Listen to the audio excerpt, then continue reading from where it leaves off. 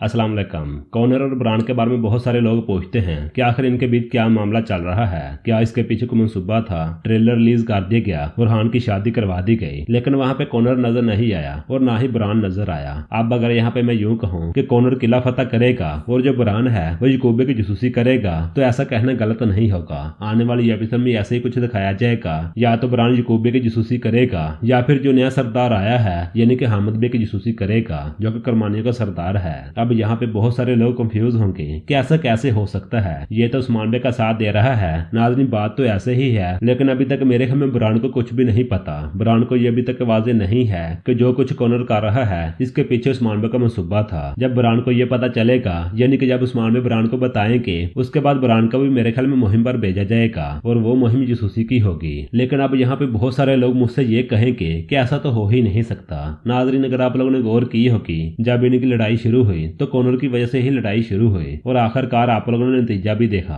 अगर आप लोगों ने वहां पे गौर की होगी तो कॉनर ही बार बार इग्नोर कर रहा था। कॉनर ऐसे पहले भी काम कर चुका है और मजीद ऐसे काम करेगा। ये जितना भी मंसूबा था ये कॉनर और उस्मान बे का है। अब यहाँ पे कुछ लोग ये पूछेंगे कि आखिर इसके पीछे भी क्या वजह थी कि इतना बड़ा मंसूबा बनाया गया। तो नाज़रीन, ये माज का किला है जिसको उस्मान बे फतह करना चाहते हैं, लेकिन उस्मान बे के लिए सामने से फतह करना मुमकिन नहीं है। याकूब रुकावट पैदा कर रहे हैं, जैसा कि उस्मान बे का पिछली एपिसोड में कहना था। अब कॉनर वो किला हासिल करेगा और सबको ये वाजे कर देगा कि ये उस्मान बे का मंसूबा था।